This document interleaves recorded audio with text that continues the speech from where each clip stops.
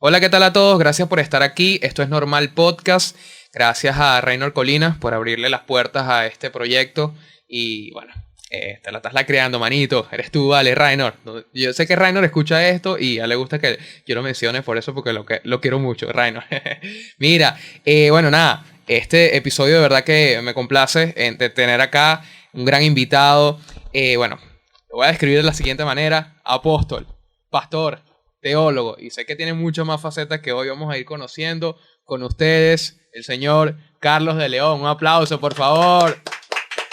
Gracias. ¿Cómo estás? Gracias, Ricardo. Gracias por la bienvenida y por la invitación al podcast. Gracias a usted por venir. Un gusto estar aquí contigo, compartir. Gracias por venir. Le pregunté ahorita, antes que empezáramos la conversación, le pregunté como que desde el desconocimiento total, mire, ¿cuál es la diferencia? Porque sé que usted ha hecho varias cosas, incluso es parte de su trabajo. Le pregunté cuál es la diferencia entre apóstol y pastor. Ok, es una pregunta con la que me enfrento con bastante frecuencia y digamos que para tener una comprensión bastante clara es como la diferencia entre lo que hace un arquitecto, lo que hace un ingeniero frente a una construcción. Cada uno de ellos tiene una tarea específica y cada uno de ellos va a hacer algo que tiene que ver con esa edificación. Así que probablemente un apóstol es el que ve el proyecto en macro, el que ve los detalles en macro, y luego tienes el ingeniero que es el que ejecuta la obra, el que está haciendo el trabajo sobre el terreno. Claro, ¿Correcto? claro, a nivel aquí obviamente espiritual, ¿no? Sí, claro. Pudiese, porque quizás el hecho de que el término, por ejemplo, profeta, pastor, quizás como apóstol, es quizás como bastante bíblico, entonces no sé si la gente lo ve así, pero yo quizás lo veo como, ok, aquí hay algo, que este es un trabajo que viene hace rato, ¿no? Ok, Porque, sí, porque como, ciertamente. le da como una especie de misticismo, no sé si usted lo ve así, me imagino que no, porque ya está como quizás tan de lleno con esto. ¿Cuánto tiempo tiene, digamos, vamos a llamarlo en el ámbito espiritual? Se pudiese decir en el ámbito espiritual. O sea, ¿usted considera que todo el trabajo que ha hecho se pudiese en cierta forma clasificar o denominar en un ámbito espiritual? Más bien me gustaría el término la vida espiritual, Ok, ¿correcto? Porque si mi experiencia personal desde que era un niño, desde los 8 años comencé a asistir a una iglesia, iba con mis hermanos más grandes, pues ellos me llevaban y iba a una iglesia. Para mí era solo una experiencia de un niño yendo a una iglesia, probablemente la comprensión que puede tener un niño de lo que hay en una iglesia, las canciones, todas estas cosas, pero a medida que fui creciendo, yo fui creciendo, digamos, en este ambiente de la iglesia, en este ambiente espiritual, y a los 23 años comencé ya prácticamente lo que es el oficio como un pastor. Era muy joven, era muy inexperto. Tengo que reconocer que metí la pata muchísimas veces. La verdad es que cometí muchos errores, muchas probablemente improvisaciones, pero a medida que fue avanzando el tiempo vas ganando experiencia, vas aprendiendo algunas cosas que es importante saber. Como en toda carrera de la vida, como en toda profesión, pues la noviciada paga un precio. claro. El novato paga el precio y no fui yo la excepción, pues por supuesto. Pero digamos que en este caminar de la vida espiritual, yo pienso que, y a veces trato de quitarle ese manto de misticismo a la palabra apóstol. Cuando me preguntan, ¿qué es eso de ser un apóstol? La palabra apóstol viene del griego apóstolos, que es enviado, alguien que fue enviado a hacer una tarea. Entonces, cuando me preguntan cuál es su tarea, yo soy el muchacho que le hago los mandados a Dios. Ok, ok. Okay, así que cuando Dios tiene algo que, oye, necesito que hagas tal cosa, mira, anda y me hace eso, así como cuando en la casa hay alguien que es el que hace los mandados y a veces no le gusta que lo manden mucho, pero ¿por qué a mí? Siempre me mandan a mí, pero manden al otro. Hombre, que tú eres el de los mandados, que tienes que ir tú porque tú eres el que sabe lo que hay que hacer. Así que básicamente un apóstol es alguien que le hace un mandado a Dios. Listo. ¿Y cómo, por ejemplo, en este caso, para entenderlo quizás más todo este concepto, cómo Dios manda ese mandado? O sea, en cierta forma, que ya quizás, es que siento que quizás cualquier pregunta es bastante profunda, ¿no? Porque, o sea, yo lo veo así, porque es como, en cierta forma, que Dios te mande un mandado, suena como un compromiso importante, ¿no? Así O es, sea, así como es.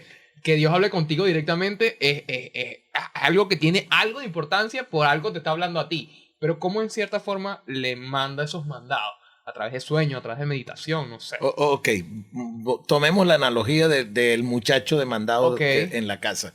Hay mandados que le dicen, mira, anda y haz tal cosa, y es una cosa muy sencilla. Ve ahí a la bodega y compra tal cosa. Pero también hay momentos donde el mandado es algo más complejo, es algo más delicado y mira, tienes que ir a hacer esto y luego vas y pagas esta factura y acuérdate de traer el dinero a cambio, qué sé yo. Es decir, así como en la cotidianidad tenemos la oportunidad de hacer un mandado que es muy sencillo, ir y traer algo, también hay momentos en los que el mandado no es tan sencillo y a veces requiere mucho más de una sencillez de ir y buscar algo, ¿verdad? Yo creo que Dios sí habla y siempre me encuentro con la pregunta de la gente que dice, ¿cómo es que Dios le habla? Pues muy sencillo, como estamos hablando tú y yo aquí, porque la gente tiene esta idea de que Dios habla con una voz, una voz mística, una voz misteriosa, porque en parte el cine nos ha hecho ver que las cosas espirituales son de esta manera, que las cosas espirituales son como una voz así de ultratumba y se oye un ruido por allá medio raro. Cae un relámpago y de algo repente así. Claro. El cine en parte es responsable de que tengamos esta idea de las cosas espirituales, pero las cosas espirituales, a mi modo de ver, son muy naturales. Pues, ¿cómo es que Dios te habla? Dios, en primer lugar, Dios te habla a través de la palabra de Dios, que es la Biblia. Yo creo firmemente que la Biblia es la palabra de Dios y que muchas veces Dios nos habla a través de esta lectura cotidiana, de esta lectura habitual que tenemos. Siente que Dios te está diciendo algo y ahí hay una cosa que es importante tener muy claro. En el idioma griego podemos distinguir dos palabras que es el logos y rema. Logos es de esta palabra donde se deriva el logotipo. Y tú ves estas imágenes que una figura, un círculo, una línea, una cosa en un calzado ves una raya y eso te dice una marca, te dice un nombre, te dice una fama. Okay. Así también es de ahí donde viene la palabra logotipo, de logos. Y logo es la palabra escrita. Juntar 3, 4 letras, juntar 4 sílabas, ahí tienes un logo. Pero cuando esa palabra escrita te dice algo particularmente a ti, ya deja de ser una palabra escrita para convertirse en un rema, una palabra que te está hablando a ti. Entonces, por ejemplo, tenemos cualquier cantidad de gente que nos dice, ¿cómo es que el libro de los Salmos, que fue escrito hace 2700 años, todavía le habla a una persona del siglo XXI? Ok, te encuentras con el Salmo 23, el Señor es mi pastor, nada me faltará. Lees unas palabras, un logo que está escrito sobre el papel, unas letras que están escritas sobre el papel, pero cuando alguien lo lee en medio de una situación crítica, en medio de algo difícil, y lee esa palabra y esas palabras que están ahí le dicen algo personalmente a esa persona, algo a su intimidad, a su ser espiritual, entonces ya no es un logo, sino un rema. Entonces Dios hablándole a esa persona. Ok, pudiese decir entonces que en cierta forma un canal de comunicación con Dios es a través de la palabra de la Biblia. Definitivamente. ¿Correcto? Exacto. Este tipo de comunicación, para yo quizás entenderlo un poco más, es básicamente desde la intuición, supongo. O sea, cuando, por ejemplo, vamos a tener el ejemplo del Salmo 23, que lo lee, me imagino que hay una frase que resalta más que otra, ¿no?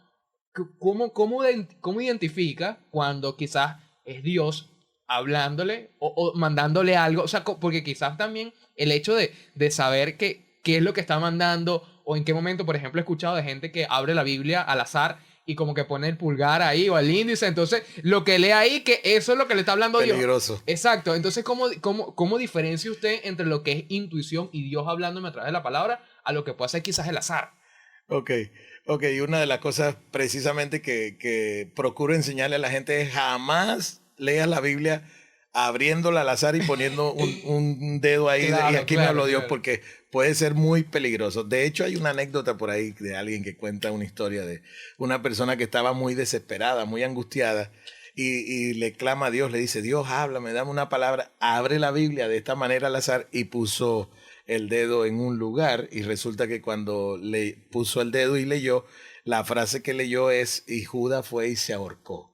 ¿Correcto? Claro, Hombre, claro. La persona cuando lee eso dice, ya un momentico, Dios, estoy mal, estoy grave, pero no es para tanto, ¿verdad? No es para eso.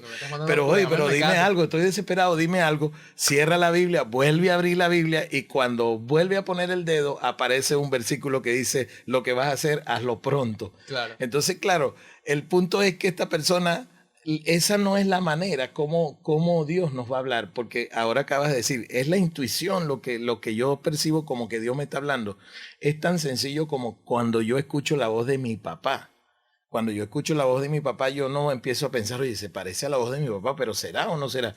No, porque estoy tan familiarizado escuchando a mi papá, dándome instrucciones, dándome consejos, hablándome, incluso mi papá diciendo tonterías en medio de la casa, en medio de la sala de mi casa, que llega un momento en donde la voz de mi papá es tan familiar que no tengo dudas de que es mi papá. Listo. ¿Correcto? E incluso puede ocurrir que mi papá no está en la misma habitación en que yo estoy, está del otro lado y pega un grito y yo sé, este es mi papá, porque estoy tan familiarizado con su voz que no tengo dudas de que es él, ¿correcto? Ahora, ciertamente Dios nos habla a través de la palabra, Dios nos habla a través de sueños, la misma Biblia dice que Dios nos habla a través de sueños, y efectivamente hay mucha gente que en la Biblia se relatan eventos de gente que tuvo sueños muy reveladores. Este sueño muy famoso de las 7 vacas gordas y las 7 vacas flacas Claro. del faraón. Entonces es un evento tan particular que marcó la historia. Pero no solamente marcó la historia, sino que ha sido tan revelador de cómo Dios nos habla. Obviamente no todos los sueños son de Dios, porque yo a veces digo que hay gente que tuvo una cena muy pesada y tuvo un sueño de caraota. Exacto, yo creo que también ahí entra bastante el tema de creer la intuición, y quizás por eso yo pregunto el tema de cómo diferenciarlo, porque por ejemplo, que yo lo digo muy personalmente, que por ejemplo, sentir que a mí Dios me haya hablado muy personalmente, no pudiese o no supiera reconocerlo. A lo mejor en el momento que suceda yo digo, ah, ok, esto fue diferente, creo que este es Dios el que me habló. Por eso yo le pregunto que quizás a lo largo de su trayectoria ha tenido mucho más contacto, vamos a llamarlo así, contacto divino, ¿no? Pero es quizás como una forma de que también tengo entendido que hay como gente que es mucho más intuitiva, ¿no? Que quizás puede percibir cosas que no percibimos los demás. Gente que lo que llama materia por ahí, que sabe que pasa un muerto por ahí y dice, acá pasó un muerto tuyo, el tío tuyo me dijo tal cosa. Como por ejemplo esa persona pudiese identificar entre lo que es Dios y lo que pudiese ser un ánima en este caso, que no sé, también que creo que estaría prudente el tema del concepto del ánima, Okay. ¿no? Dentro de la perspectiva de usted como pastor, ¿no? Ok, buena pregunta, porque la gente que nos está mirando puede aprender algo. Correcto. Y la idea es que alguien diga, oye, aprendí algo de este podcast. Mira esto. El punto es que hay un mundo espiritual que no podemos ignorar. Está ahí, es real. El mundo espiritual, yo pudiera pensar incluso y afirmar que el mundo espiritual es más real que el mundo natural, el mundo físico que podemos tocar y palpar. El problema es que nos hemos habituado a los sentidos, a lo sensual, a lo sensorial, lo que toco, lo que veo, lo que puedo escuchar. Para mí existe eso y nada más, pero no es la realidad. Claro. Hay una realidad que es la realidad espiritual que para mí es mucho más real que lo que podemos ver en lo natural. Ahora, volvemos al caso de, esta es la voz de mi papá, ¿verdad? Cuando yo oigo a mi papá decir una incoherencia, yo digo, no, ese no es mi papá, no, mi papá no diría Claro. eso. Entonces hay cosas que yo sencillamente asocio a la voz de mi padre, ¿verdad? Yo sé que mi papá no me va a decir, haz esto, porque mi papá nunca me pediría hacer una locura, hacer un disparate. Mi papá nunca me diría, tírate por ese precipicio, porque es mi papá y me ama. Entonces muchas veces hay gente que ha dicho, Dios me dijo tal cosa y es mentira, es un disparate, Dios me dijo tal cosa y lo que están diciendo es una locura. Entonces cuando oyes a una persona decir, Dios me dijo tal cosa y tú dices, Dios no puede decir eso. ¿Por qué? Porque sencillamente es un disparate, porque un padre no te diría que hiciera eso y Dios es un padre. Entonces tenemos este mundo espiritual que habla, que hay voces, entonces hay que distinguir quién me está hablando, quién me está diciendo esto, porque ciertamente, hombre, un ánima, un demonio está en el mundo espiritual. Me está hablando un demonio y me está diciendo que haga esto. Bueno, tenemos historias de personas que hicieron una locura, cometieron un homicidio, mataron a la familia, mataron hijos y dijeron, Dios me dijo que matara a mis hijos, que matara a mi familia, que matara a mi esposa. Bueno, yo sé que hay más de uno que tal vez es capaz de decir, Dios me dijo que matara a mi esposa o a mi suegra. Claro. Pero hombre, la cosa es que Dios no te mandaría a hacer algo así. El punto está aquí. Cuando Dios te manda a hacer algo así, que se sale de lo normal, porque tenemos esta historia de Abraham, el padre de la fe, a quien Dios le dijo, sacrifica a Isaac. Y sacrificar era matar al niño, era matar al niño en un altar. Abraham lo aceptó y lo hizo. fue a hacerlo. Ahora, la pregunta es, ¿en verdad era Dios que le estaba hablando eso? Pues el fruto sí lo demostró, el resultado. Entonces, evaluamos las cosas por resultado. Si fue de Dios, produce algo bueno. Y yo tengo un principio, si es Dios el que te está hablando, debe haber paz en tu corazón. Es decir, si Dios me dijo, haz esto, no debería haber angustia en mí, no debería haber preocupación, no debería estar estresado, debería estar tranquilo, debería estar en paz, porque es la voz de mi papá que me está hablando. Claro. ¿Correcto? Entonces hay mucha gente que dice, Dios me está hablando, Dios me está diciendo esto, pero si eso produce inquietud en esa persona, yo partiría desde el punto que probablemente no es Dios el que le está hablando. Claro. Que probablemente es su intuición o probablemente es su ser interior que le dice que haz esto, por fin haz esto o qué sé yo, pero no es Dios porque el resultado es inquietud, es preocupación, es estrés en esa persona y no creo que Dios nos hable para causar esas cosas. Totalmente, y creo que también el hecho de que, muy importante lo que menciona, que lo comparto, el hecho de que quizás te esté hablando Dios, vamos a llamarlo como ¿sabes? Como, porque también esto, digo Dios en el sentido, porque quiero dejar claro que este podcast quizás lo están viendo personas con muchas diferentes ideologías, muchas diferentes religiones, incluso personas que puedan ser hasta ateos y todo, entonces, quizás para tener un poco más de amplitud para el público que quizás nos escucha, es importante también, y que lo iremos hablando a lo largo de la conversación, de la figura de Dios representado pudiese llamarse religión, pudiese llamarse que usted es un pastor de una religión en específico, o cómo lo considera usted. Ok, mira esto. La palabra religión es la unión de dos vocablos, ¿verdad? De dos vocablos griegos. Ligar. Okay. Y religión es amarrar dos veces. Es lo que implica la palabra. Entonces, cuando decimos esta persona es religioso, ¿qué está diciendo? Esta persona está amarrado dos veces a. ¿Amarrado dos veces a quién? Lo obvio sería amarrado dos veces a Dios. Entonces, cuando ves a alguien que es una persona normal, que no es una persona religiosa de conducta, de actitud, pero ves a alguien que es religioso, ¿qué estás diciendo? Esta persona está dos veces amarrado a Dios. Por eso se comporta así, por eso habla así, por eso hace un culto constantemente, por eso canta canciones a Dios, porque está atado dos veces a Dios. Claro. ¿Correcto? Eso es lo que es religión. La religión tiene una expresión que va más allá de un simple acto de culto, un simple acto de adoración. La religión debe expresarse en el servicio, en el amor al prójimo, en ayudar al necesitado, en cubrir al desnudo, alimentar al hambriento, porque eso es lo que es la verdadera religión. Porque la religión que se centra en el yo, en mí mismo, es una religión vana, pues no tiene sentido. O sea, ¿qué sentido tiene? Yo tengo una religión, pero solo pienso en mí y solo me cuido a mí mismo. Eso es absurdo. Entonces, cuando la religión sale del ámbito del culto, del efecto de lo que es un evento de adoración al Ser Supremo, entonces estamos hablando de servir al prójimo, de amar al prójimo, de ayudar al desvalido, de levantar al caído. Eso es lo que es religión. Claro, que era también quizás lo que quería como formular la idea de que estaba totalmente de acuerdo que quizás si tienes una relación con Dios, lo que vas a sentir es paz. O sea, si te llega a hablar algo y no vas a sentir angustia, y creo que eso es una buena guía para saber que lo que te está hablando en cierta forma es algo bueno, ¿no?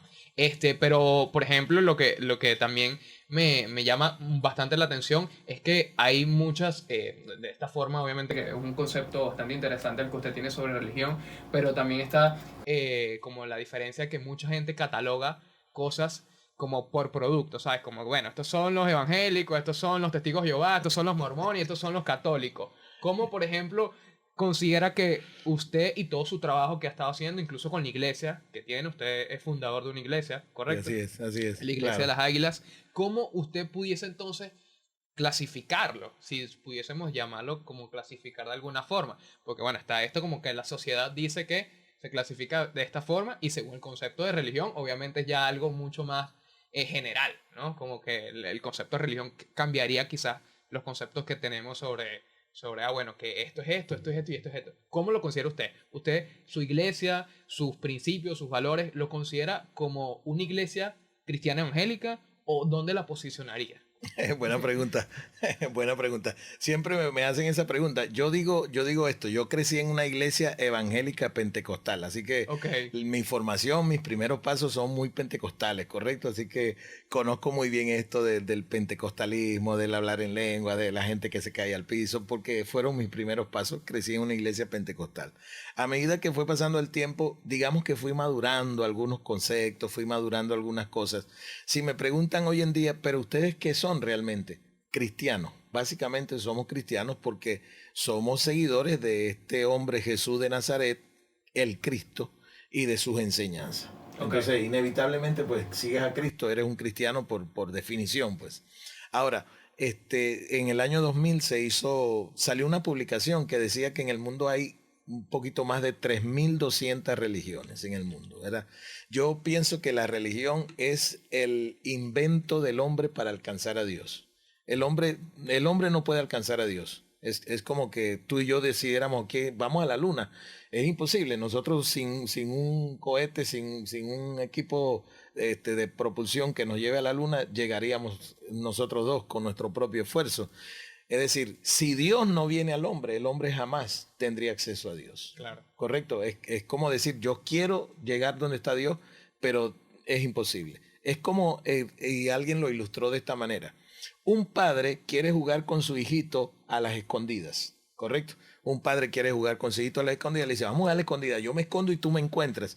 El padre sabe cuáles lugares de la casa se puede esconder, detrás del sofá, en el closet, qué sé yo, cualquier lugar donde se puede esconder. Pero la diversión del juego no es, yo me escondí, tú nunca me encontraste. Eso no sería divertido. La diversión es que tú me encuentres, porque yo, que soy tu papá, me voy a esconder por unos segundos y voy a dejar intencionalmente un pie afuera, una mano afuera, porque la emoción del juego es ver tu cara cuando tú dices, te encontré. Esa es la diversión. Okay. O sea, lo entretenido del juego es, no me escondí, no me encontraste en 4 horas. Eso sería aburrido. O sea, ese niño se moriría de tristeza diciendo, mi papá se escondió y no lo encontré más nunca. Lo divertido del juego de las escondidas precisamente no es esconderse, es dejarse encontrar. ¿Correcto? Correcto. Así que cuando nosotros estamos hablando esto y lo aplicamos a Dios, en realidad el punto de Dios es dejarse encontrar por el hombre. El punto de Dios es, aquí estoy, y cómo me alegra ver tu cara cuando dices, te encontré, Dios. Te encontré en medio de esta situación, de esta adversidad, te encontré en medio de esta dificultad, te encontré. Hay gente buscando a Dios en los lugares equivocados, pues qué sé yo, hay tantas cosas que pudiéramos mencionar de gente que dice, yo busqué a Dios en aquel lugar y ahí no estaba, busqué a Dios en esta religión y ahí no lo encontré. Pero cuando Dios decide acercarse al hombre, la emoción es dejarme ver. Aquí está mi mano, aquí está mi pie. Mira, dejé algo aquí afuera para que tú me encuentres, porque lo emocionante es ver tu cara. Claro. Cuando dice, te encontré, papá. Y cuando tú ves a la gente que dice, encontré a Dios, cuando empecé a tener entendimiento, a tener una buena relación con Dios, mi vida fue cambiada. Porque yo creo también eso. Yo creo que es imposible que alguien diga, yo estoy caminando con Dios, Dios me habla, Dios está aquí en mi casa, pero vivo igual que antes. Eso es imposible. Es imposible que alguien diga, Dios me habló y no cambie. Que fue lo que comenzamos hablando, cómo habla Dios, ¿verdad? Para mí, si Dios te habló, tú deberías cambiar. Claro, y eso habla también quizás de la coherencia de tus acciones con tus palabras. Porque, por ejemplo, si tú dices, mira, yo soy un apóstol de esta iglesia o me estoy congregando en esta iglesia, estoy haciendo estas cosas, pero por ahí en la calle te ven haciendo cualquier cosa que no va coherente a lo que tú estás predicando o diciendo, obviamente, tú dirás, aquí hay algo. Claro, aquí hay algo diferente, ¿no? Definitivamente. Claro, y yo le hago esta pregunta de quizás de saber dónde lo posiciona usted, porque sabemos que hay como esta cantidad de religiones, incluso sectas, o sea, tantas cosas que uno no sabe muy bien para dónde tirar o para dónde arriesgarse o para dónde lo llama. Entonces como que realmente es, bueno, si te llega la oportunidad o te llega alguien como a decir, hey, vente para acá, vamos a este sitio, aquí adoramos a Dios, hacemos tal cosa, pero como eso, hay mucha gente que ha sido engañada a lo largo del tiempo. Y le pregunto eso porque, por ejemplo, una vez yo como que desde chamo, y esto es una historia muy personal, ¿no? Yo desde chamo siempre he estado como en la búsqueda, ¿no? O sea, siempre como me ha llamado mucho la atención espiritual, quizás a lo mejor ya se ha dado cuenta por algunas preguntas que le he podido hacer sobre el ámbito espiritual, ¿no? Genuinamente me genera mucha curiosidad. Entonces, bueno, cuando estaba chamo yo me acuerdo que, no sé, 11, 12 años más o menos. Agarré, en ese momento yo estaba asistiendo a una iglesia evangélica, ¿no? Sí, entonces, bueno, nada, estaba asistiendo no por decisión propia, sino porque en parte mi familia iba a esa iglesia y tal. Entonces, bueno, yo tenía unas dudas que ni mi familia me la podía responder, ¿no? Entonces, claro, yo, obviamente en esa época no tenía tampoco acceso al internet donde pudiese googlear qué es Dios o cómo reconocer a Dios, por ejemplo, que quizás a lo mejor tuviese ayudado a despejar algunas dudas. Entonces yo me acuerdo que agarré un carrito por puesto desde mi casa hasta la iglesia y bueno, no, tenía que caminar bastante. Entonces cuando llegué, llegué en la tarde, como a las 4 de la tarde de un lunes, vamos a poner un ejemplo. Y yo pedí hablar con el pastor, ¿me entiendes? No, quiero hablar con el pastor. Y la gente me veía así como, ay, este chamo todo loco. Bueno, ¿qué quieres, hijo? No, yo quiero hacer unas preguntas al pastor. Ah, bueno, como que está por ahí, esperen un rato. Yo esperé, efectivamente pude reunirme con el pastor ya hace mucho tiempo. Estoy más o menos como acordándome, haciendo un resumen, ¿no? Y yo le pregunté esto, le dije, pastor, ¿cómo sé yo que esta iglesia es la verdadera religión o la verdad para llegar a Dios y para salvarme? Porque es esta. Y claro, él me dio sus argumentos. No, bueno, porque la Biblia dice que tal cosa y tal cosa. Y yo le pregunté luego, ok, pero si yo hubiese nacido en la India, yo no creería en Dios, yo creería en Hare Krishna, en Buda, sería, no sé, estuviera en el hinduismo. Y quizás no hubiese tenido la oportunidad de conocer a Dios como lo conozco aquí. O si hubiese nacido en algún país, ¿sabes? Como que dentro del Islam, yo creyera, ¿sabes?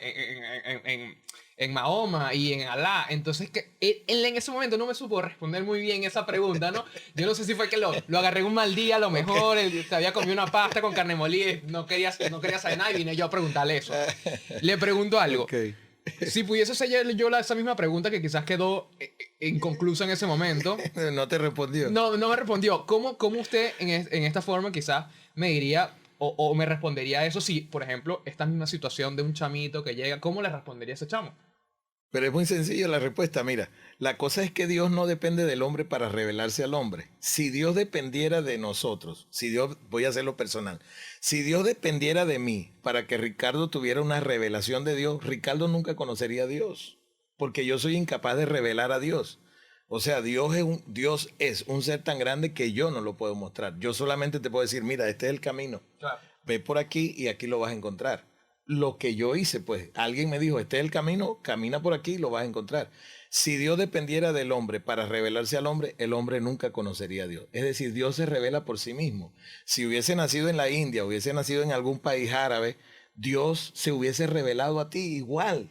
Si ocurrió aquí o ocurrió en cualquier país del mundo, en cualquier rincón del mundo, Dios se revela al hombre. ¿Por qué? Porque muchísimo antes de que el mundo conociera alguna religión, ya Dios se revelaba al hombre. Bueno, ve al Génesis y encuentras en el Génesis a Adán y Dios mostrándosele a Adán y diciendo, yo soy Dios, yo te creé, yo soy el creador tuyo.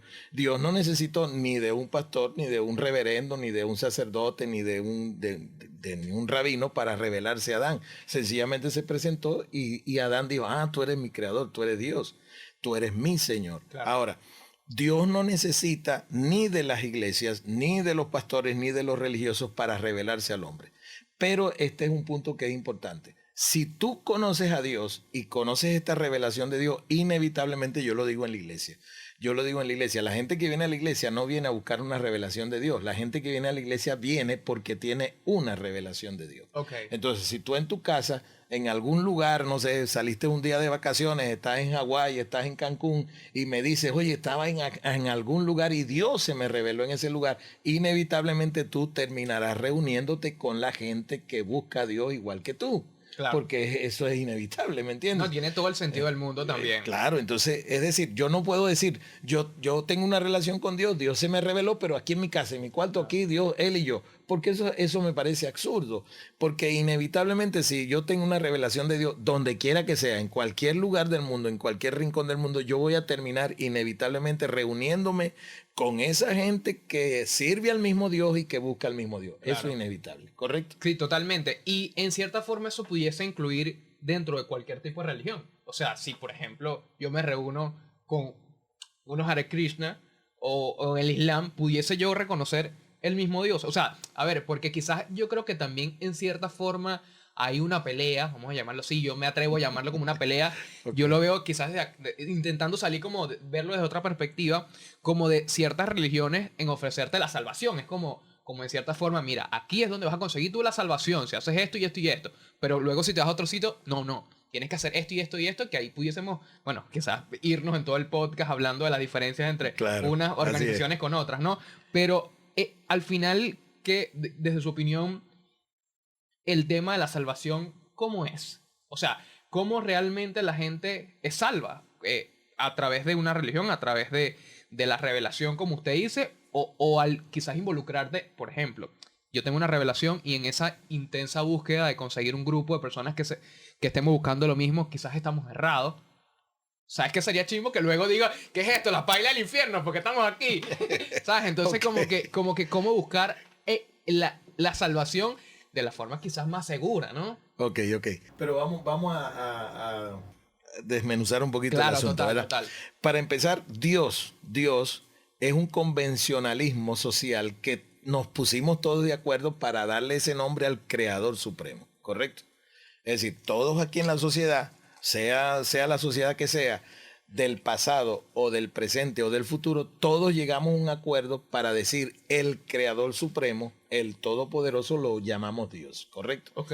Ahora, luego tenemos este tipo de sociedades, este tipo de grupos que le han dado un nombre particular a su Dios, ¿correcto? Que no es nada nuevo, es algo muy antiguo, es tan antiguo como la humanidad misma.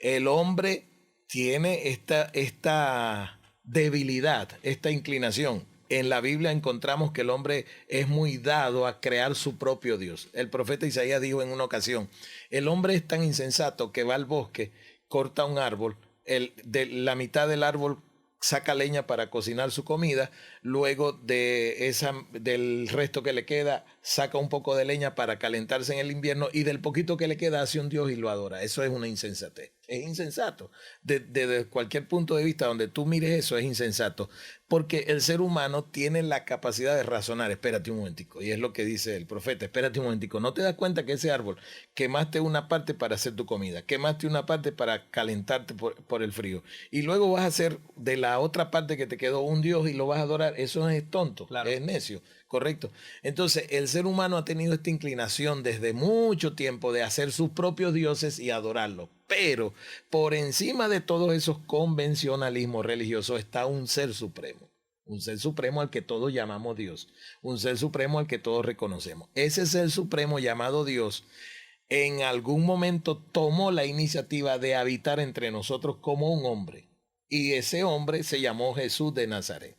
¿Correcto? Ese hombre, por amor a esta humanidad que él había creado y que se había alejado un poco y se había extraviado, dio su vida en redención para volver a tener la posibilidad de tener esta relación con la humanidad que él había creado. Ese Dios llamado Jesucristo es el Dios creador y soberano. Que es la ¿verdad? Trinidad Divina, lo que conocemos como Padre, Hijo y Espíritu Santo. Padre, Hijo y ¿correcto? Espíritu Santo. Eso es correcto. En este caso, esta tercera, digamos, esta tercera entidad, vamos a llamarla así, que está en esta Trinidad, estamos hablando de Padre, Hijo y Espíritu Santo. El Espíritu Santo, ¿cómo pudiese? Porque es como un concepto bastante abstracto, o sea, como que poca gente sabe realmente lo que es el Espíritu Santo. Hay gente que dice que es el alma, hay gente que dice que es un soplo de la vida. ¿Cómo pudiese definir o describir quizás el Espíritu Santo? Porque es como lo más complicado. Quizás a ver, quizás el hecho de estar en una sociedad y saber cómo es un padre, cómo es un hijo, pero quizás no sabemos cómo es el Espíritu Santo. A lo mejor lo representa como una paloma, que es lo más común, ¿no? Pero realmente el Espíritu Santo es una paloma. ¿Cuál es el trabajo ahí en esa Trinidad del Espíritu Santo? Ok, pero lo que pasa es que la pregunta no tiene Está una mal respuesta. formulada. No tiene una respuesta muy sencilla, ¿verdad? Ok. Porque estamos hablando de la Trinidad y la Trinidad precisamente en el campo teológico, la Trinidad es visto como un misterio. Un Ok. misterio, ¿por qué? Porque no es tan sencillo explicarlo, ¿verdad? Hay una historia, no sé si es una anécdota, si es una fantasía, una fábula, pero es una anécdota muy interesante que cuando viene este tema yo la traigo a memoria. ¿Por qué? Porque ilustra realmente lo que podemos estar hablando nosotros dos aquí. Dice que San Agustín, esta anécdota dice que San Agustín tenía esta gran curiosidad de entender qué era la Trinidad. ¿Cómo es que este Dios nuestro es tres personas diferentes y las tres son una sola y las tres son dioses? Es el misterio de la Trinidad. Así que este San Agustín estuvo por mucho tiempo dándole vueltas a su cabeza, tratando de entender el misterio, que no es fácil entender. Un día está en la playa, dice la anécdota, por eso dije al principio, no sé si es algo real, si es una fábula, una historia que alguien inventó por ahí, pero dicen que estaba a la orilla de la playa tratando de entender el misterio de la Trinidad, mirando el mar, y de repente mira hacia un lado y ve a un niño que estaba sacando agua del mar entre sus manos y lo traía y lo ponía en un hueco que había cavado en la arena de la orilla de la playa. Traía agua afanosamente, traía agua y la ponía en el hueco, traía agua. San Agustín ve al niño en este afán de traer agua del mar para ponerla en el hueco que había hecho y se le acerca y le dice, mira, ¿qué estás haciendo? Mira qué estás haciendo, así muy coreano, ¿verdad? Claro, claro. Mira qué estás haciendo. El niño le dice, estoy tratando de sacar el agua del mar y meterla aquí en este agujero que hice. Y San Agustín lo mira así con cara tú sabes, de decepción y le dice, eso no se puede hacer, eso es imposible, hay mucha agua en el mar y para ponerla en este agujero que has hecho. El niño, dice la fábula, la anécdota, no sé, dice, así de difícil es que tu mente tan pequeña puede entender el misterio de la Trinidad. Claro. Correcto. Entonces, ¿cuál es el punto aquí? El punto es que estamos hablando de un tema demasiado complejo para definirlo en pocas palabras. Claro. Yo veo tu cuerpo ahí está tu cuerpo. Obviamente tienes algo espiritual adentro. Algo espiritual que no puedo definir. Y que no se puede explicar tampoco. Quizás es diferente conseguir con palabras, buscar esa forma abstracta de explicar lo que es, porque yo creo que ahí también hay un punto en común que se habla de que puede ser el alma, puede ser la conciencia, o sea, quizás muchas personas han llegado a ese punto en común donde hablan de que no hay una manera, de hecho, yo le pregunto genuinamente esto porque yo tenía una duda y hace poco hasta lo googleé y todo. O sea, el Espíritu Santo y tal, y realmente hasta las especificaciones, los conceptos hablan de que es un concepto bastante debatido y quizás ahí yo creo que esa analogía, no es una fábula, sí. es la mejor forma quizás de tener una idea sí. de comprenderlo, ¿no? Para mí definitivamente eso trae paz, porque es tratar de decir, uy, ¿cómo puedo yo meter todo el agua que está en el mar en este agujero? Eso es imposible, así de imposible es que yo pueda entender algo como esto. Entonces, mira, yo te estoy mirando aquí, hay un cuerpo de carne y hueso, este es Ricardo, ¿verdad? Pero yo sé que dentro de esta cosa que está aquí frente a mí, de este cuerpo, hay una cosa espiritual también que yo no puedo ver. Ahora, la pregunta es, esta cosa física que yo veo aquí de carne y hueso, esta persona llamado Ricardo, ¿es un espíritu dentro de un cuerpo o es un cuerpo que tiene un espíritu? Claro. Entonces, cuando definimos eso, ¿cuál es la conclusión a la que llegamos? Este cuerpo que está aquí es un espíritu que vive ahí adentro. Es decir, la definición propia de Ricardo es un espíritu que vive adentro de este cuerpo. Este cuerpo siente dolor, este cuerpo se cansa, este cuerpo, qué sé yo, crece, engorda, se pone flaco, se va a envejecer. Y muere también. Y muere. Pero lo que está dentro de ti no va a morir nunca. Ese espíritu no va a morir nunca. Ahora, en este momento, en estos días que nosotros estamos viviendo, incluso tenemos evidencias, hay documentales, hay películas de gente que relata cómo estuvieron en esta experiencia fuera del cuerpo. Claro. Gente que tuvo accidentes trágicos, gente que tuvo en situaciones en una cama quirúrgica, en una sala de cirugía, y vieron cómo su espíritu salió y vieron su cuerpo y anduvieron vagando por algunos lugares. Eso es algo ya definitivamente documentado, es indudable. Sí. O sea, la persona que diga en este momento, eso es mentira, eso es falso, es una persona que está negando una realidad que está ahí con demasiada evidencia delante de nosotros. Que yo, y disculpa que lo interrumpa acá, yo esa conclusión, yo estoy totalmente de acuerdo que el hecho de que alguien niegue que hay algo más aparte es como realmente querer ellos mismos ponerse una venda en los ojos. Definitivo. Y yo creo que también es una manera muy fácil de reconocerlo, es sencillamente saber que nosotros, el cuerpo humano, está limitado por unos 5 sentidos. O sea, el mejor ejemplo es darnos cuenta que un gato percibe cosas que nosotros no percibimos que escucha en rangos que nosotros no escuchamos. Entonces, eso ya por ahí te dice, no podemos nosotros creer que la realidad que es tan grande es simplemente está basada en nuestros 5 sentidos con los que percibimos eso. Entonces, quizás con eso ya tenemos como la cierta evidencia, vamos a llamarla así, porque quizás el humano en esta búsqueda de querer cuantificar todo, querer racionalizar todo, querer como tener respuesta a todo y probarlo, yo creo que esa puede ser una muy buena respuesta, saber que hay algo más. Y no lo digo yo, no lo dice usted, lo dicen a través de la historia, ¿no? Así es. Y hay una cosa que me llama bastante la atención cuando empezamos a conversar, ¿no? Fue que usted me dijo que cuando empezó con la iglesia del Pentecostés, empezó y que cometió muchos errores, ¿no? Cuando cometió estos errores, ¿lo hacía porque era pastor? O sea, ¿cómo fue esa iniciación? O sea, ¿cómo empieza usted? Ya me comentó que empezó de chamo en esta iglesia Pentecostés, pero de ahí a quizás ya usted, ser pastor, empezar a dar una misa, de cierta forma. No sé si se le llama misa, se le llama un culto, un culto, es el culto, exacto. Un culto, pero no me gusta la palabra, Sí, es muy sí. fea. Ah, sí, ¿cómo lo describiría usted? Óyeme, desde mucho tiempo la palabra culto, no sé, me causaba escozor. De hecho, he procurado sacarla de mi vocabulario, aunque yo entiendo que lo que nosotros hacemos cada vez que nos reunimos es un culto. Claro. Pero la palabra es fea, la verdad no me gusta, no me agrada mucho. Lo llamo reunión. Vamos a tener una reunión. Tenemos una reunión de jóvenes. Este viernes tenemos una reunión de jóvenes. El sábado tenemos una reunión de damas, qué sé yo, X. Pero lo llamamos reunión. No me gusta mucho la palabra culto. Cometí muchos errores cuando comencé a ser pastor, ¿verdad? Porque realmente fueron los errores de un muchacho que estaba comenzando a ser pastor, que tenía mucha inexperiencia, que la experiencia que tenía era muy poca. Pero te voy a decir algo. Los errores nos hacen sentir humanos, nos hacen sentir...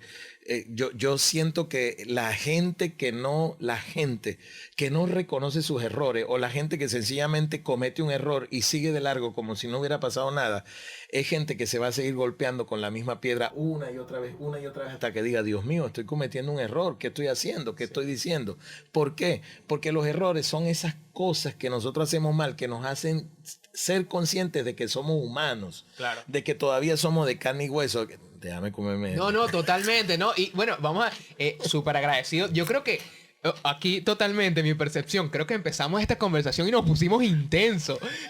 O sea, todo fue como que yo realmente... Duro. Sí, muy duro. Mi intención era realmente, bueno, conocer, pero bueno, es que chicos, es gente que está escuchando esto por primera vez, yo soy genuinamente muy curioso y muy intenso, entonces me pongo intenso. Pero la Biblia, ¿por qué es así, tal cual? Y es que, bueno, y primero que nada, de nuevo, súper agradecido porque esté acá hoy, por aceptar la invitación. De nuevo le comento, este es un proyecto que estamos ingeniándonos quizás para tener conversaciones normales, o a lo mejor, ¿sabes? No sé si, me imagino que sí, ha tenido esas conversaciones con amigos, colegas, que se quedan, por ejemplo, a las 3 de la madrugada en la cocina, de la nada. A lo mejor fue a visitarlo. Definitivamente. Y le agarró una conversación donde hablaron del fin del mundo, de los aliens, de cualquier cosa. Yo intenté agarrar esos momentos y decir, bueno, pero si yo puedo tener esas conversaciones con otras personas, con amigos, con conocidos, ¿por qué no lo puedo hacer con personas a las que yo admire, con personas a las que genuinamente me llame la atención conocer su punto de vista, conocer su visión? Y era algo que ya de hace rato veníamos intentando cocinar, ¿no? Que se diera como esta conversación, porque a mí me llama muchísimo la atención el hecho de saber su perspectiva de vida, sus creencias y la visión. Entonces por eso quizás le pregunto como desde su perspectiva conocerla, y me imagino que también yo estoy seguro que no soy el único curioso, seguro habrá mucha gente, muchos chavos preguntando cómo se siente ser pastor, porque también hay cosas como, por ejemplo, el tema de los exorcismos, hay muchísimas cosas que a uno genuinamente le gustaría conocer.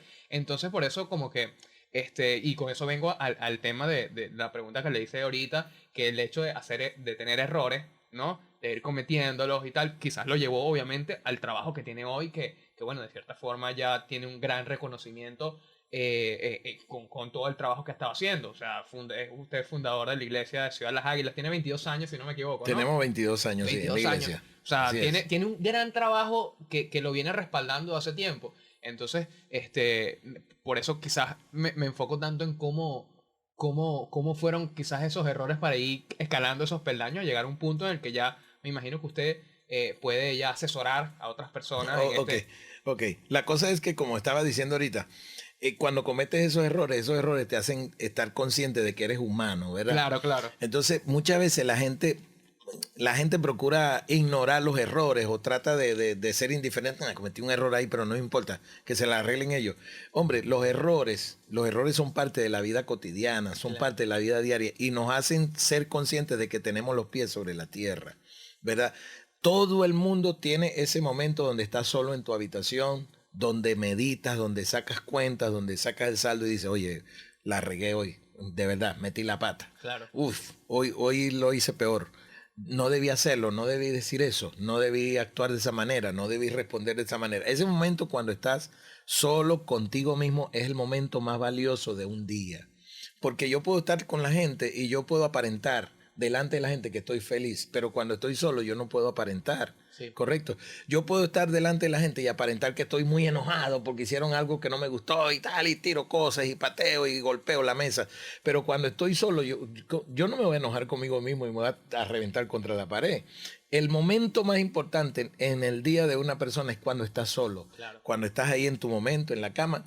Todo el mundo tiene ese momento.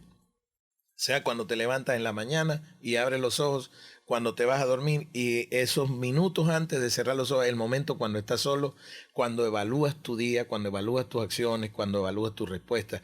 Ese es el momento valioso porque ahí es donde nosotros somos conscientes de quién somos y cuánto necesitamos. Claro. Una ayuda que tiene que venir de Dios. Ahí es donde la gente dice, Dios, ayúdame, necesito cambiar. Oye, yo no puedo seguir así, yo necesito un cambio, yo necesito algo. Sacúdeme, patéame, jálame las orejas, grítame, haz lo que sea, pero no me dejes en esta situación. Ese momento para mí vale oro, ¿correcto? Claro. Ese momento para mí es especial.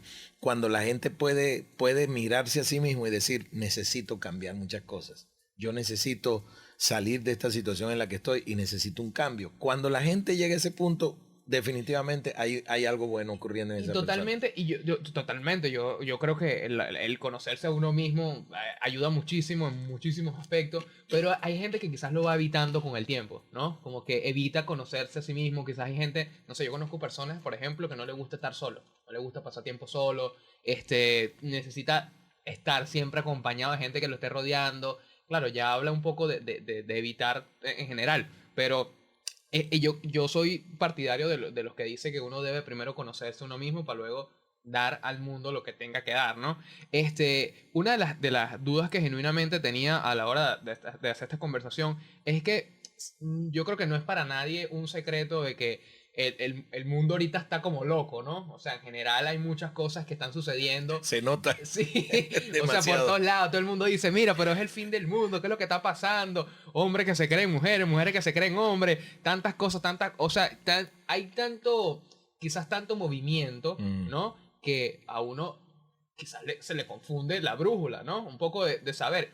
Yo creo que también es un reto, ¿no? El hecho o sea, me pongo en su posición, me puedo poner en su posición y digo, bueno, mantener una iglesia de pie, mantener unas personas, ¿sabes? Como dándole el mensaje adecuado, quizás confiando en la intuición de que está llegando el mensaje. ¿Cómo usted hace para sobrellevar todos estos cambios que están pasando actualmente en el mundo? O sea, porque hay cosas que, por ejemplo, para traer a colación algunas cosas como, no sé, la ideología de género, por ejemplo, que hay cosas que uno dice, bueno, ¿cómo la iglesia se mantiene ante esta situación? Porque, por ejemplo, hemos visto, para poner un ejemplo, la Iglesia Católica, que bueno, que ha tenido sus cambios a lo largo del tiempo a través de estos movimientos que se han venido dando con el tema de la homosexualidad, el matrimonio gay, en algunos sitios se ha estado abriendo. Pero desde su posición, ¿cómo usted lo ve? ¿Cómo usted ve estos cambios que se están dando en el mundo actualmente en la sociedad? ¿Lo ve como algo que, no sé, que puede ser bueno? ¿O lo ve como algo que está pasando y que hay que evitar? ¿Cómo es su opinión en eso? Ok, la cosa es que el mundo está cambiando violentamente. Totalmente. Es como muy rápido. Tú acabas de decir algo que lo agarré así rápidamente, que cuando tenías 11 años fuiste a hacerle preguntas a un pastor, pero en ese momento no tenías la posibilidad de googlear algo. Correcto. ¿Cuántos años tienes ahorita? 26. Bueno, eso quiere decir que el mundo ha cambiado en 15 años tan violentamente que hoy cualquier cosa... Tenemos la internet, que es una herramienta increíble, a veces es tan difícil de definir, pero hace 15 años no existía eso. La internet ha cambiado el mundo, le ha cambiado la forma, le ha cambiado la fisonomía al mundo y a la manera como hacemos nuestra relación con las otras personas. Ahora, ¿cómo llevar una iglesia en este tiempo? Mira, en primer lugar, yo creo que un predicador, un pastor, no debería predicar nada de lo que primero no está convencido. Okay. Correcto. En primer lugar. En segundo lugar, un pastor, o al menos en mi caso, yo antes de ser pastor soy padre, antes de ser pastor soy esposo, antes de ser pastor obviamente soy hijo, ¿verdad? Entonces mi rol dentro de una familia como papá, como esposo, como hijo, mi rol como abuelo incluso porque tengo nietos, ese rol que yo tengo dentro de mi familia debe ser precisamente la plataforma donde yo puedo ser un buen pastor, ser un buen guía para otra persona, porque si lo que yo le voy a enseñar a una persona, yo no lo puedo vivir en mi casa, yo no lo puedo experimentar en mi familia, entonces sencillamente yo le estoy diciendo algo a alguien que no lo va a poder vivir. Sí. Le estoy hablando de una fantasía, de una ilusión que no va a poder vivir. Y a eso, y ahí llegamos a un punto que es muy importante, ¿verdad? La verdad que es, la verdad no es una filosofía, no es un argumento, la verdad no es una definición, la verdad es una persona. Entonces, cuando alguien dice me encontré con la verdad, no está diciendo me encontré con un libro que tiene todos los argumentos que yo necesitaba oír. No, me encontré con una persona que cambió mi manera de ver las cosas, que cambió mi manera de percibir al semejante. Me encontré con una persona que cambió mi manera, cómo yo percibo al mundo, cómo me percibo a mí mismo. Es decir, esta persona llamada Jesucristo cambió mi perspectiva de todas las cosas. Entonces, ¿cuál es mi trabajo? Mi trabajo como pastor, que esta persona que se encontró con Dios, poder decirle, mira, sigue adelante, este es el camino, vamos Claro. bien. Yo pasé por ahí primero. De cierta forma es como un ejemplo a seguir de muchas personas en este caso, ¿no? O sea, quizás la figura del pastor, por lo que estoy entendiendo, es como tener quizás tu vida tan basada en la ley de Dios, que las personas que se pregunten o que estén en esta búsqueda puedan tener una especie de ideal, de Sí, guía, de ejemplo. efectivamente, la palabra es guía, ¿verdad? La palabra pastor no la inventé yo, no la acuñé yo, pero precisamente Jesús fue el que dijo, yo soy el buen pastor. Eso significa que hay pastores que son malos, Claro. hay pastores que son mediocres, hay pastores que son interesados, que pastorean por la ganancia del sueldo que le pagan. X, podemos hablar de mil cosas diferentes de un pastor. Pero Jesús dijo, yo soy el buen pastor. Eso significa que hay un pastor que es bueno, hay un pastor que hay que imitar, hay un pastor que vale la pena seguir, hay un pastor que vale la pena escuchar. Entonces, ¿un pastor quién es? Un pastor es una persona que va adelante y lleva un redil de ovejas que lo van siguiendo. Eso es la figura, el verdadero simbolismo de un pastor es alguien que va adelante y unas ovejas que lo van siguiendo. ¿Cómo pudiese la gente diferenciar entre un buen pastor y un mal pastor, por ejemplo?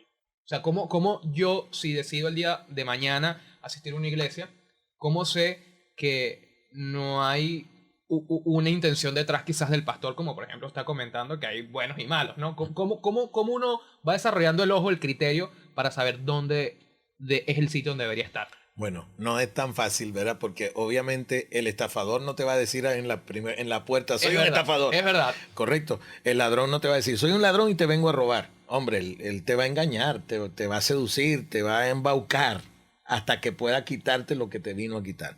Yo creo que así mismo como ocurre con un estafador, con un ladrón, ocurre también en cualquier orden de la vida, en cualquier profesión. Así como hay médicos buenos, hay médicos malos. Así como hay ingenieros buenos, hay ingenieros malos. Así como hay pastores buenos, hay pastores malos. ¿Cómo saber quién es el bueno y quién es el malo? Por el fruto, dijo Jesús. Observa el árbol. Si el fruto que dio es bueno, entonces el árbol es bueno. No le des vuelta. Y si el fruto que dio es malo, el árbol es malo, no le des vueltas. No trates de argumentar, de entender, de justificar, de ver qué pasó aquí. No, pues si el fruto es malo, el árbol es malo. Y si el fruto es bueno, el árbol es bueno. Pero no quiero soltar la idea que dijiste ahorita acerca de todas estas cosas que están ocurriendo en el mundo, porque ciertamente uno Claro, uno percibe que el mundo está loco. Y aquí yo creo que usted lo que acaba de decir creo que es muy importante, el hecho de que usted es padre de familia, que en cierta forma el pastor debe generar una guía, ¿no? El mundo quizás en este movimiento tan loco necesita de gente que la guíe de cierta forma. Claro, ya uno dependerá de tu criterio propio, ver a quién tú sigues, dependiendo de lo que tú quieras en tu vida, ¿no? Pero efectivamente, ¿cómo se mantiene el hecho de usted mantener una guía y aceptar lo que sí debería incluir en su vida o lo que no debería incluir? Porque, por ejemplo, como la tecnología hace 10, 20 años no estaba, ahorita está y muchos lo hemos incluido en nuestra vida, ¿verdad? Pero hay cosas que quizás no son lo más adecuado para incluirla. Entonces, ¿cómo es ese trabajo de usted, en cierta forma, de mantener como ese criterio de saber, ok, esto está bien, esto no está bien? Ok, lo mejor es que la gente pueda tener un criterio para definir por sí mismo, ¿verdad? Es decir, cuando en la Edad Media teníamos este grupo de los llamados ascetas. Eran estas personas que se iban a vivir en las montañas, que se iban a vivir lejos de la ciudad, lejos del pueblo, porque en el pueblo vivían todos los pecadores, esa gente no sirve, esa gente se va para el infierno. Entonces se iban a vivir en las montañas, los ermitaños se aislaban de la sociedad, pero no sirve de nada. Es como lo que dice Jesús: si la sal está dentro del salero, pero no la pone sobre el alimento que quiere sazonar, no sirve de nada. Hay que tirarla a la basura. Entonces, cuando vemos este tipo de cosas que están sucediendo en el mundo, estos movimientos vertiginosos, es como estar en una montaña rusa. Estás en una montaña rusa y vas lentamente de repente subiendo una cuesta y de repente, bueno, claro, se desata la locura. Estamos viviendo este tipo de cosas en el mundo. Hay para mí probablemente dos rieles sobre donde debemos conducirnos. Uno es el modelo de alguien que yo puedo decir: oye, esta persona vale la pena imitarlo. El apóstol Pablo dijo en una ocasión: imítenme a mí, como yo soy un imitador de Cristo. Él había desarrollado un estándar de vida, un nivel de vida tan alto que podía decirle a otro: mira, si no ves a Cristo, pues mírame a mí, imítame a mí. Imitándome a mí, seguramente vas a lograr grandes cosas. Hay que ser un varón, un valiente para decirle a otra persona: imítame a mí. Sí. Yo creo que es un modelo. En algún momento de tu vida tienes que tener modelos, tienes que tener ejemplos a seguir, personas que te inspiran. Oye, esta persona me inspira, me desafía a ser mejor, a seguir adelante. Esta persona es un modelo para mi vida. 1. 2. La palabra de Dios. Hay algo que nosotros no vamos a poder borrar ni de un plumazo ni de ninguna forma. La palabra de Dios está ahí y es para nosotros la regla de vida cotidiana, la regla de vida diaria. Amar al prójimo, respetar al prójimo, servir al prójimo, perdonarte a ti mismo, dejar que las heridas del corazón se sanen. Todas esas cosas que están en la Biblia son cosas que nos ayudan a nosotros a avanzar y a seguir adelante. Nosotros tenemos una congregación ahora. Probablemente no contamos la gente, no las contamos porque las ovejas no se cuentan, se pesan.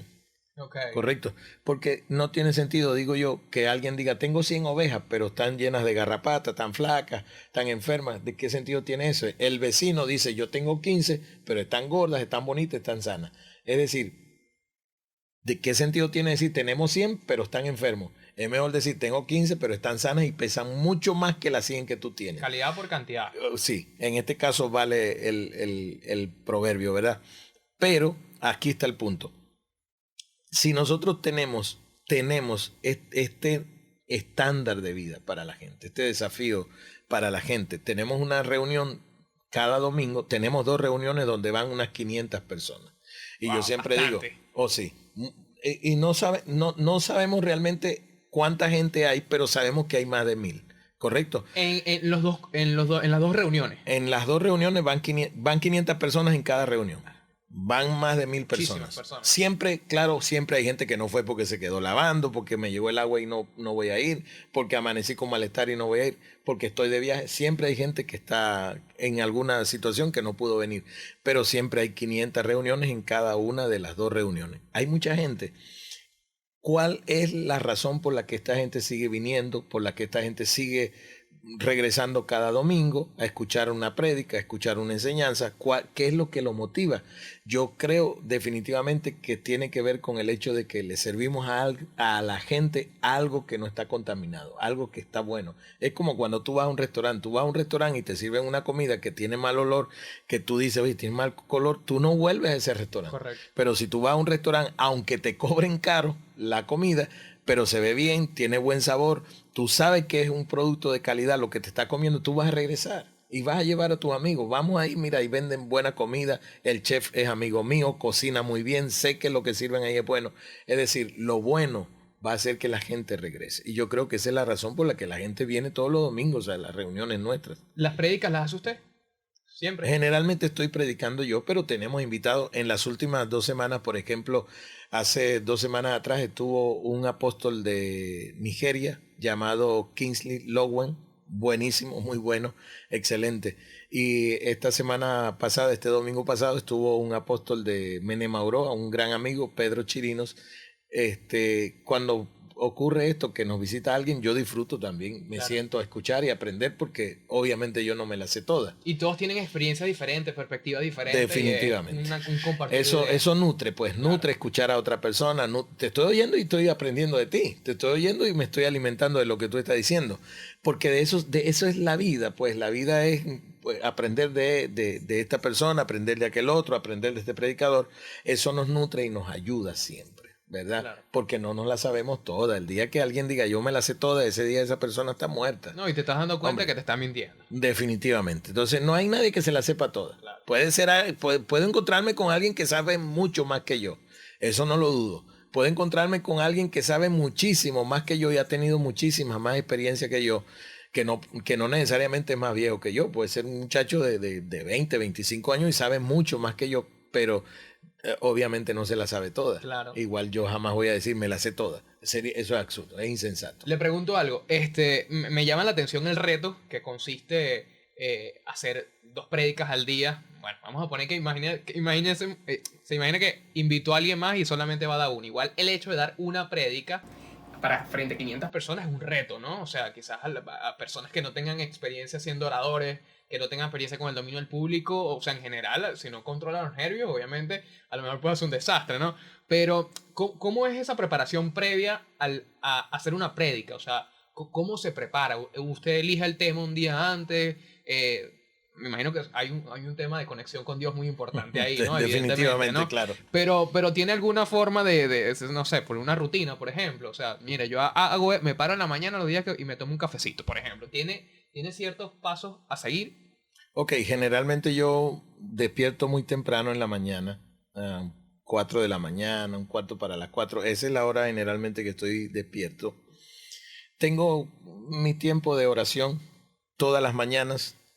Y yo lo veo, para mí es un tiempo muy especial, pues un tiempo donde medito, donde reflexiono acerca de las cosas que tengo que hacer, de las cosas que he hecho.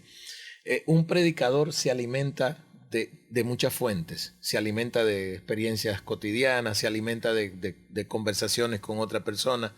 Un predicador se alimenta de lecturas, libros que lee, escuchar otros predicadores y definitivamente, y probablemente lo más importante, lo que Dios te dice. Porque no se trata de lo que yo quiero decirle a la gente, se trata de lo que Dios quiere decirle a la gente.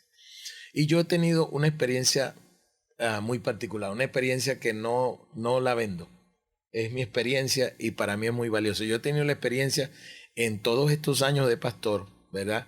Yo tengo 32 años como pastor y he tenido la particular experiencia de gente que se me acerca y me dice, oye, ¿usted se acuerda tal domingo que usted habló de este tema? Ese día Dios me habló por lo que usted predicó. Una experiencia para mí muy valiosa, que alguien te diga, Dios me habló y lo usó usted para hablarme a mí. Obviamente uno tiene que mantener la humildad y reunir toda la humildad necesaria para no llenarte de orgullo, para no llenarte de arrogancia y decir, eso, le hablé a esta persona y era Dios el que le estaba hablando. Como el mérito es mío ahora. Hombre, claro, qué bonita mi boca que le habla a la gente y Dios la usa para hablarle a la gente. Hay que tener mucha humildad para decir, mira, la gloria es de Dios. Pero qué bueno que Dios me usó a mí para hablarle a este esposo, para hablarle a esta familia, para hablarle a este joven. Lo cual es una experiencia, como acabo de decir, no la vendo, porque es una experiencia muy personal, pero una experiencia muy satisfactoria que, wow, mira, qué bueno poder oír a uno que te diga, Dios me habló. Yo tengo esta frase que la repito muchas veces. Yo digo, si la humanidad fuera un solo hombre y un solo hombre se hubiese apartado de Dios, por ese hombre Jesucristo hubiese venido igual a la cruz. Porque Él no vino porque hay pues 1 millón de gente que se perdió y los voy a ir a buscar. Vino porque había uno perdido. Claro. Entonces yo igual asumo mi trabajo como pastor, como predicador, que no es sencillo predicar 2 veces. Sí, por eso le digo como que... Un domingo, no es tan fácil, no es tan fácil. No, en una verdad, chamba, me imagino que son 1000 personas que te están escuchando muchísimo. Excelente, así es. Además que mi auditorio es un auditorio donde tengo jóvenes de 10, 11, 12 años, 13 años, pero también tengo gente de 60, 70, 75 años. Por ejemplo, la persona más mayor de nuestra congregación tiene 82 años. Es una mujer que tú la ves y se ve muy sana, se ve muy fuerte. Tiene 82 años. Es la persona más mayor de nuestra congregación. Pero tenemos adolescentes, tenemos niños que son parte de nuestra congregación. Yo, es una cosa que digo con bastante alegría. Digo que nuestra congregación, el 75% de la gente que va a nuestras reuniones es gente menor de 35 años. Una iglesia de gente joven, gente que disfruta la música, gente que disfruta reencontrarse en familia, gente que disfruta el momento de estar ahí. Claro. ¿Verdad? Así que para mí es algo muy valioso poder hablarle a los jóvenes. Sí, no, y Apóstol, y de verdad súper agradecido de que se haya tomado el tiempo de venir para acá a esta conversación. De verdad que me parece súper interesante tener la oportunidad de compartir ideas, ¿sabes? De conocer su trabajo, entender más o menos su perspectiva de vida. Antes de finalizar la conversación, que quisiera hacerle una pregunta que creo que es necesaria hacérsela, y me imagino que mucha gente también se lo preguntará. Desde su perspectiva, ¿qué hay después de la muerte? Más vida. Más vida. Sí, claro. Okay. Así es. Es más, mira, cuando uno lee la Biblia, uno entiende que la vida natural, pues esto que llamamos, ¿cuándo naciste tú? Tal día, el 26 de octubre de 1965. ¿Cuándo morirá esta persona? Es mi fecha de nacimiento. No sé cuándo voy a morir. Probablemente mi aspiración es vivir 92 años. Es mi aspiración personal. Lo digo, quiero vivir 92 años. Así que me cuido, me alimento bien para vivir 92 años. El día de mi muerte no está en mi mano. De hecho, no está en mi poder. Está en poder de Dios. Pero después de la muerte hay más vida inclusive. ¿Correcto? Porque cuando Jesús nos habla de lo que hay más allá de la muerte, habla de vida eterna, habla de eternidad. Y esta vida que yo tengo ahora es una vida que está sencillamente limitada. En algún momento va a terminar. A los 80 años, a los 75, a los 65, a la edad que sea, va a terminar. Pero después de esta vida hay una eternidad que no tiene fin, ¿correcto? Lo interesante de esto es que todos somos eternos, ¿correcto? Todos somos eternos. El punto es que en esta vida yo tengo que decidir con quién quiero vivir la eternidad. Si quiero vivir la eternidad cerca de Dios o quiero vivir la eternidad lejos de Dios. Entonces, para mí, infierno no es un lugar lleno de candela donde está el diablo con un tenedor puyando a la gente y no dejándote dormir y torturándote. Para mí eso no es el infierno. Evidentemente, en el infierno hay fuego, porque la Biblia lo dice, pero no es el fuego con el que yo cocino el pollo, ni es el fuego con el que enciendo la cocina en mi casa. Pero, oye bien, para mí, y es una definición bastante acertada, infierno es vivir la eternidad sin Dios. Eso es el peor infierno, ¿correcto? Claro. Es como una persona que llega, hombre, sí. Nos hemos topado con esta frase de gente que dice, mi casa es un infierno. Y cuando le preguntas por qué, vivimos peleando, vivimos discutiendo, nos odiamos, mira, yo le tengo rabia a mi marido me tiene rabia a mí, no soporto a mis... Eso es un infierno, eso realmente es un infierno. La pregunta es por qué. Y la razón de por qué esa casa es así es porque Dios no está ahí. Correcto. Entonces ahí tienes la definición de infierno. Cuando alguien me pregunta, ¿qué es el infierno? Mira, una familia que no tiene a Dios, que viven en contienda, que viven en pleito, que se odian, que este no trata a este, que este no le habla al otro, que viven todo el tiempo en un pleito, en una discusión. Eso es el infierno. Totalmente. No puedes dormir, no tienes paz para comer, no tienes paz para disfrutar, ni siquiera un plato de comida.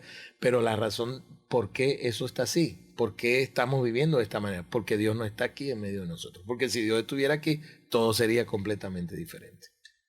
Muchísimas gracias por estar acá, Apóstol. Genial. Un placer de verdad poder conocerlo. Primero nos conocemos hoy.